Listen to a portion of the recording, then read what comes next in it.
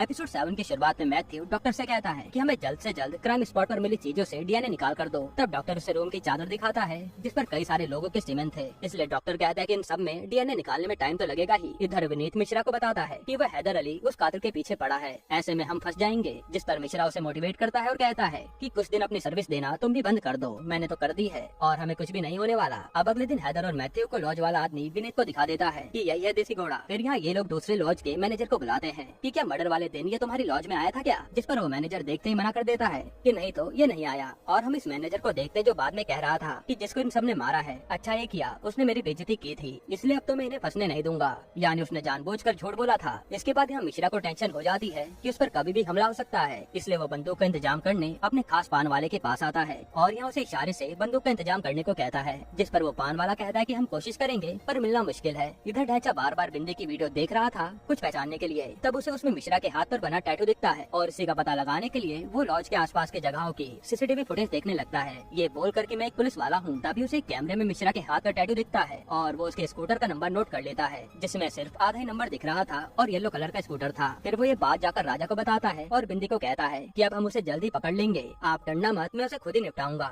जिस पर बिंदी कहते है कि मेरा उससे कोई लेना देना ही नहीं है, तुम्हें जो ठीक लगे वही करो। फिर बिंदी मिश्रा को फोन करके बता देती है कि ढांचा को अपने स्कूटर का आधा नंबर पता चल गया और स्कूटर का रंग भी, इसलिए बचने के लिए कुछ तो करो। तभी वहाँ मिश्रा की सास आती है जो बताती है कि कल चेकअप के लिए डॉक्टर पे जाना है। इसके बाद अगले दिन मिश्रा सीधा आरटी ऑफिस पहुंच जाता है और वहाँ अपने एक पहचान वाले से अपने स्कूटर की स्टार्टिंग वाले नंबर से जिनके भी सेम स्कूटर है उनकी लिस्ट ले लेता है। इसके बाद मिश्रा अपना दिमाग चलाता है और सीधा उन लोगों के घर पहुँच कर कहता है कि हम मूवी वाले हैं और आपके स्कूटर का सीन मूवी में आएगा, इसलिए हमें इसे पेंट करना होगा। फिर वो उन लोगों को अपनी बातों में लाकर सबके स्कूटर्स पर लाइन से पीला पेंट कर देता है ताकि राजा सबके स्कूटर से कंफ्यूज हो जाए कि असली ये टॉपर कौन है। इधर मिश्रा की सास बार बार मिश्रा को फोन करती है डॉक्टर पर जाने के लिए, लेकिन वो फोन ही नहीं उठाता और इस बार भी मिश्रा का पड़ोसी ही उसे हॉस्पिटल ले जाता है। फिर साथ में ये दोनों आइसक्रीम खाते हुए बातें करते हैं जिससे हमें पता चलता है कि ये दोनों भी करीब आ रहे हैं। इसके बाद यहाँ राजा की दुकान पर हैदर और मैथ्यू आ जाते हैं। तब दुकान के पीछे से राजा के दो आदमी आते हैं और हैदर कहता है कि पीछे कोई कमरा है क्या, और फिर वो उन्हें कमरा दिखाने को कहता है। जिसके बाद ढांचा मैथ्यू को कमरा दिखाता है पर कमरे में मैथ्यू को कुछ भी नहीं मिलता। वहीं इधर हम देखते हैं कि मिश्रा ने लिस्ट वाले सारे स्कूटर पर येलो पेंट कर दिया है शूटिंग के नाम पर। फिर यह मैथ्यू हैदर को आकर कहता है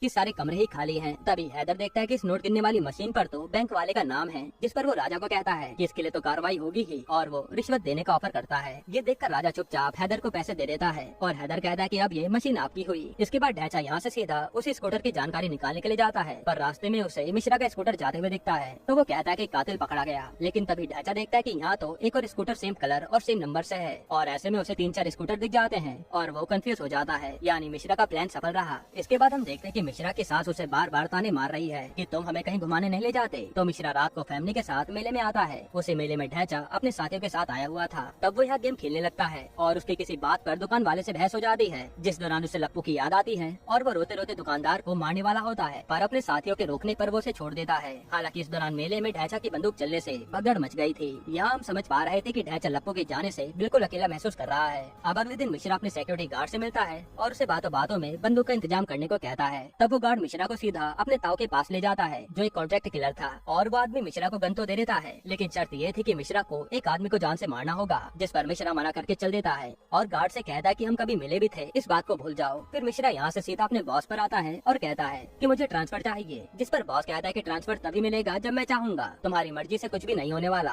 और वो उसकी ट्रांसफर एप्लीकेशन को फाड़ देता है। फिर जब मिश्रा उदास बैठा था तभी उस पर अब्दुल भाई का मैसेज आता है कि पहले किस्त कब दे रहे हो। ये देखकर मिश्रा परेशान हो जाता है कि अब मैं करूँ क्या, और मेरा काम भी बंद पड़ा है। इसके बाद मिश्रा यहाँ से सीधा शंभू के घर आता है और उसे सब कुछ बताता है। फिर वो कहता है कि शंभू के तो बड़े बड़े क्लाइंट हैं, अगर कोई सेफ्टी में हेल्प कर दे तो काम हो जाए। जिस पर शंभू मना कर देता है। तभी शोभा को अग्रवाल बिल्डर का नाम याद आता है और वो शंभू को साइड में बुलाकर कहती है कि जीजा जी और उस बिल्डर को मिलवा दो, जरूर कुछ काम तो होगा ही, जिससे दोनों का काम बन जाएगा और उसी में हम भी अपने 6 लाख रुपए माफ करवा लेंगे। जिस पर शंभू भी मान जाता है। फिर हम इन तीनों को अग्रवाल बिल्डर के पास देखते हैं जहाँ अग्रवाल कहता है कि मैं आपको सिक्योरिटी के लिए बंदूक दूंगा, बस आपको मेरी फाइल पर साइन करने होंगे जिससे मेरी बिल्डिंग का काम चालू हो जाएगा। तब शोभा भी मिश्रा से कहती है कि डील अच्छी है और यहाँ अग्रवाल से अपने 6 लाख रुपए छोड़ने की बात भी करती है, जिस पर अग्रवाल मान जाता है। अब मिश्रा इस बारे में सोच ही रहा होता है तभी यहाँ पर अग्रवाल का राइवल आ जाता है जो कि एमएलए का साला था और वो अग्रवाल को जान से मारने आया था ताकि वो आराम से अपना बिजनेस बिना कंपटीशन के बढ़ा सके। यहाँ मिश्रा कहता है कि हमें जाने दीजिए, हमारा यहाँ पर कोई मैटर नहीं है। जिस पर वो आदमी मिश्रा को गाली देने लगता है और फिर उसे लूजर भी कह देता है। लूजर सुनते ही मिश्रा को गुस्सा आ जाता है और वो उस आदमी के पास आकर चाटा लगा देता है कि मुझे लूजर मत कहना, जिससे यहाँ पर लड़ाई शुरू हो जाती है और और जैसे गुंडे गोली चलाने वाले होते हैं तो शोभा सामने रखी बंदूक उठाती है और फायरिंग चालू कर देती है। तब यहाँ पर भयानक लड़ाई होती है जिसमें ये लोग उन गुंडों को मारकर भगा देते हैं और यहाँ सब लोग शोभा का ये अंदाज देखकर हैरान थे कि शोभा इतनी खूंखार कैसे हो गई। यहीं पर एपिसोड 7 खत्म।